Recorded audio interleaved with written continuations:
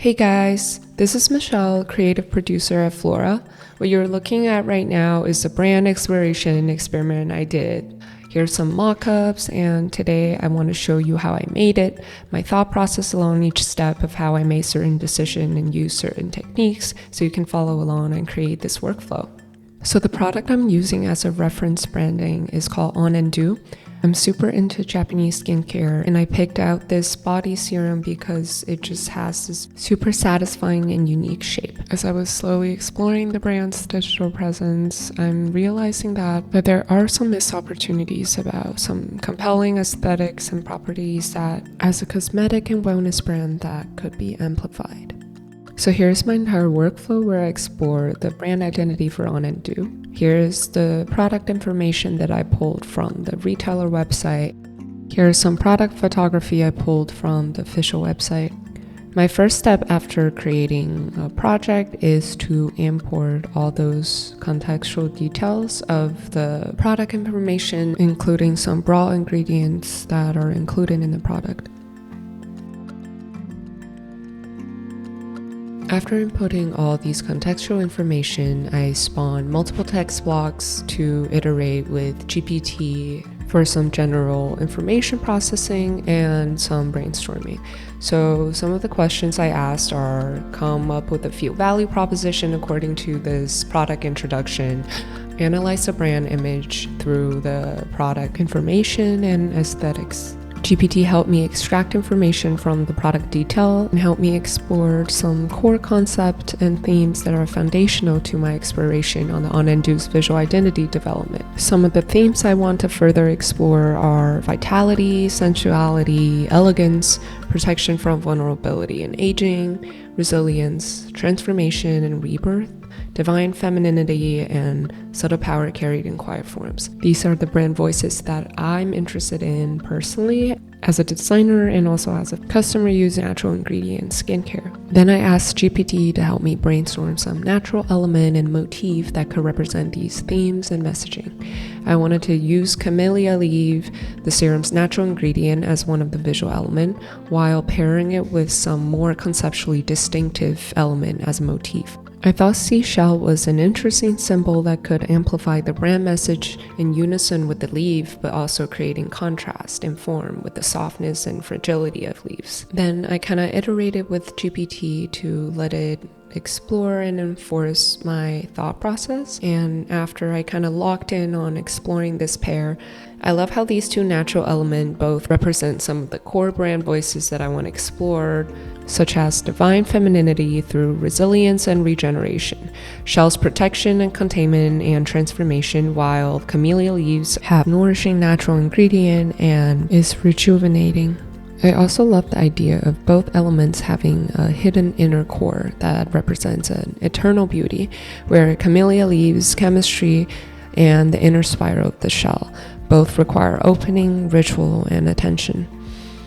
I happen to have a personal collection of scanned seashell visuals that I got from New York Public Library's archival room. Also added some scanned collection of leaves that I was imagining to incorporate as the camellia leaf element. Here are some variations I explored with Flux Redux on this one reference image I really like.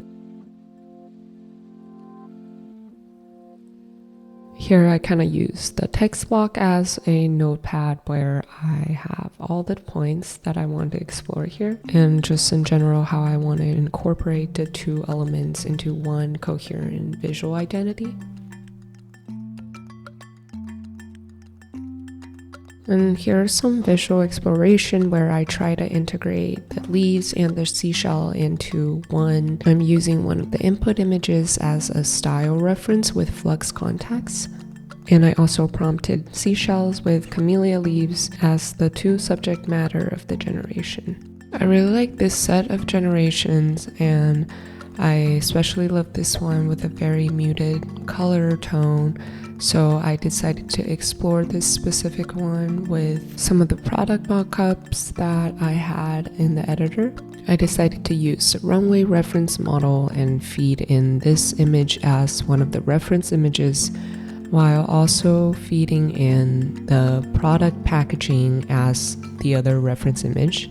After a few tries, I successfully generated this image with the perfect product packaging and the perfect background that I wanted. I thought it would be interesting if I can get a video of this product rotating, kind of like a classic turntable product mockup. So I tried to generate the back of this product mockup using GPT image, and then I also tried with runway reference, and eventually I got a very nice backside of the product setup. I did some final compositing using runway reference, trying to match the lighting and color of the backside of the generated image with the frontal product mockup. And then I fed both the frontal mockup and the backside of the mockup as first and last frame into a video node and created a very nice rotating mockup, which I showed in the beginning of this video. I really love to explore image to video models to give some dynamic and vibrance to very static product mockup. It is really crazy to be able to achieve this kind of production within 3 minutes without having to model anything in any 3D software or creating an actual scene for product photography. I also explore some other iteration and blend of the same two elements, and also got some very satisfying result that I ended up turning into video. Not every generation is perfect, but there are some that's really good and impressive.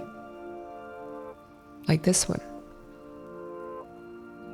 I also wanted to see this product in settings that could potentially fit my creative direction, so I selected some sample product mockup and replaced some with the poster of the product and some just simply the product on its own. I really like this one as it also shows kind of like this reflection of glowing light.